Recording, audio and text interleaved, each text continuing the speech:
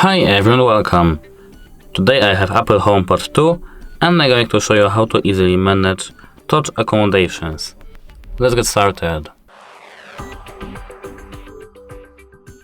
First we have to open our Home app, click on our device and click gear icon.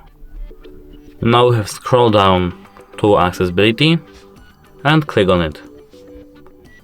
Now we have to click Touch Accommodations and we can enable it, enable hold duration, enable ignore repeat, and tab assistant we can use initial touch location and use final touch location. That's it. Like and subscribe for more details of videos and hope it helps you. Goodbye.